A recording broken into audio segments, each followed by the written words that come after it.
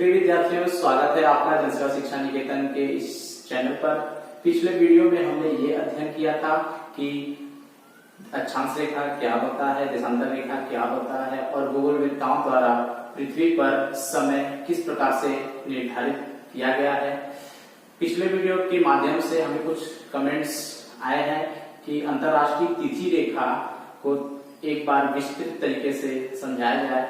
तो आज के इस वीडियो में हम अंतरराष्ट्रीय तिथि रेखा के बारे में हम समझेंगे। तो आइए समझने का हम लोग प्रयास करते हैं। जैसा कि पृथ्वी हमारी गोल है, पिछले वीडियो में हमने अध्ययन किया था। तो यहाँ पर हमारा उत्तरी ध्रुव और नीचे दक्षिणी ध्रुव,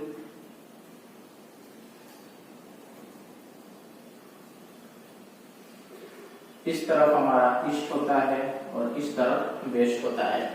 तो इस प्रकार से हमने ये देखा था कि यहाँ पर 0 डिग्री लंदन के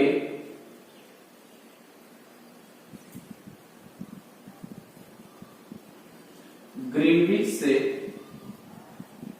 होकर गुजरती है। ठीक है, तो यहां से समय जो अंतरराष्ट्रीय समय को माना गया है, तो यहाँ ये तो हमारा समय की बात है कि इस तरफ मतलब पूर्व की तरफ बढ़ने पर समय बढ़ता है और पश्चिम की तरफ समय घटता है। तो हमें ये तो समय की बात हुई कि एक देशा पृथ्वी को एक देशांतर घूमने में 4 मिनट का समय लगता है। यह हमने पिछले वीडियो में अच्छी प्रकार से हमने अध्ययन कर लिया था। और इस तरफ आने से हमारा समय जो होता है पश्चिम की तरफ वो घटता है, क्योंकि पृथ्वी हमारी पश्चिम से पूर्व की तरफ घूमती है, इसलिए पूरब का समय हमेशा आगे होता है, सूर्योदय भी पूरब की तरफ होता है। तो हम समझेंगे कि 180 डिग्री जो रेखा होती है उसको अंतरराष्ट्रीय तिथि रेखा क्यों कहा गया है, उसको क्यों माना गया है। तो इसी को हम थोड़ा ग्लोब के माध्यम से समझने का प्रयास करेंगे। तो ये हमारी पृथ्वी है और पृथ्वी को अपने अक्ष पर 360 डिग्री देशांतर घूमने में 24 घंटे का समय लगता है। और हम यह भी जानते हैं कि सूर्य पूरब से निकलता है और पश्चिम में डूबता है।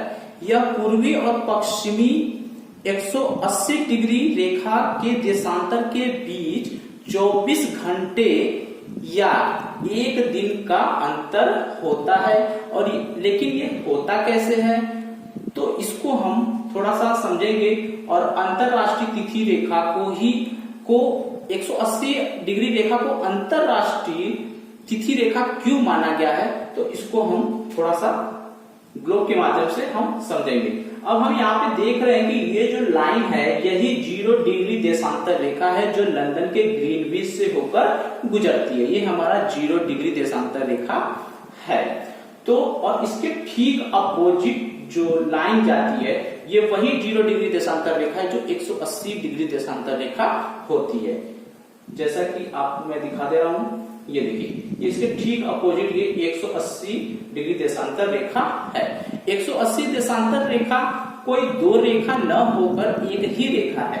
जैसे कि 0 डिग्री से पूरब की तरफ 179 देशांतर रेखा और पश्चिम की तरफ 179 देशांतर रेखा दोनों अलग अलग है, लेकिन 180 डिग्री देशांतर रेखा वो एक ही है। तो आइए अब इसको समझते हैं कि अंतरराष्ट्रीय तिथि रेखा क्यों बनाई गई। उदाहरण के तौर पर हम ये देखते हैं कि मान लीजिए कोई 2 व्यक्ति 0 डिग्री से अर्थात लंदन के ग्रीनविच से पूरब की तरफ आगे बढ़ते हैं, 180 डिग्री की तरफ बढ़ते हैं और 0 डिग्री से ही पश्चिम की दिशा से पश्चिम की तरफ से 180 डिग्री की तरफ जाते हैं। तो पृथ्वी हम जानते हैं, पिछले वीडियो में हमने अध्ययन किया था कि पृथ्वी 1 डिग्री घूमने में 4 मिनट का समय लेती है और 4 मिनट समय पूरब की तरफ प्लस होता है और पश्चिम की तरफ समय 4 मिनट घटेगा 1 डिग्री घूमने पे। तो मतलब कि 15-15 डिग्री के जोन में अगर हम बांटते हैं तो 15 डिग्री पृथ्वी पूरब की तरफ अगर घूमती है तो 1 घंटा का समय बढ़ेगा, और वही अगर पश्चिम की तरफ का समय 15 डिग्री घट जाएगा, 1 घंटा घटेगा। तो यहां से कोई एक व्यक्ति निकलता है पूरब की तरफ से, और जब वो 15 डिग्री जब चलता है तो आगे की तरफ बढ़ता है 15 डिग्री देशांतर, तो 1 घंटा समय अपनी घड़ी में आगे बढ़ा लेता है। तो ऐसे और वैसे ही पश्चिम की तरफ भी वही चीज होगा, उधर अपनी घड़ी में वह 1 घंटा घटा लेगा। तो इस तरीके से वह 180 डिग्री तक वह धीरे धीरे वह जब 180 डिग्री पर वह जब पहुंचता है तो उसके समय में 12 घंटे का प्लस हो जाता है। और वहीं जब कोई व्यक्ति यहां से चलना शुरू कर देता है और वो यहां से चलना शुरू कर देता है 180 डिग्री देशांतर की तरफ, तो उसके 15-15 डिग्री पर 1-1 घंटे का समय वह अपने घड़ी में घटा लेगा।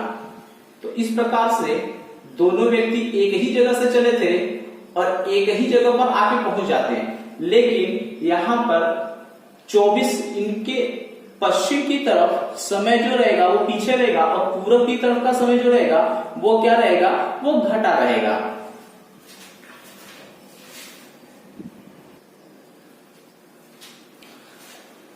तो इस प्रकार से पूरब की तरफ से चलने वाला जो व्यक्ति था वो जब 180 डिग्री की तरफ पहुंचता है तो उसके समय में पूरे 1 दिन का फर्क हो जाता है, अंतर आ जाता है। और जो पश्चिम की तरफ से जो व्यक्ति चलता है वो भी 180 डिग्री की तरफ जब वो पहुंच जाता है तो उसके समय में भी 1 पूरे दिन का अंतर आता है। तो जो पूरब से व्यक्ति चलता है तो उसके समय यहाँ पे मंगलवार हो जाता है और यहाँ पर सोमवार हो जाता है। तो प्रश्न ये बनता है कि एक ही जगह पर 2 दिन कैसे हो सकते हैं। तो ये जो 180 डिग्री देशांतर रेखा है इसी का निवारण करने के लिए कि 2 तिथि न हो एक ही जगह पे, तो 1884 में वाशिंगटन में एक बैठक हुई थी जिसमें यह डिसाइड किया गया था कि अंतरराष्ट्रीय तिथि रेखा किसे माना जाएगा।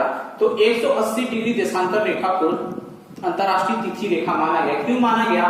क्योंकि ये 180 डिग्री देशांतर रेखा देखिए यहां से होते हुए ऐसे गुजर रही है और यहां से बेंड होते हुए फिर ऐसे होते हुए वो आगे की तरफ जा रही है। ये प्रशांत महासागर के बीच से गुजारा गया। प्रशांत महासागर के बीच से इसलिए गुजारा गया है क्योंकि इसे कि एक ही स्थान पर 2 तिथि न हो, या किसी देश में एक ही स्थान पर 2 तिथि न हो, ऐसे तो समस्या उत्पन्न हो जाएगी। आइए इसको उदाहरण के माध्यम से समझ लेते हैं। मान लीजिए कि ये कोई भूभाग है और यहाँ से 180 डिग्री देशांतर रेखा हमारी गुजर रही है, तो इसके पूरब की तरफ 1 दिन का समय आगे रहेगा और पश्चिम की तरफ 1 दिन का समय पीछे रहेगा। मतलब इधर मंगलवार तो इधर सोमवार होगा, तो ऐसे तो समस्या उत्पन्न हो जाएगी। तो इसीलिए वाशिंगटन में मुगल वेत्ताओं ने यह डिसाइड किया कि 180 डिग्री देशांतर रेखा को ही अंतरराष्ट्रीय तिथि रेखा से हम मानेंगे।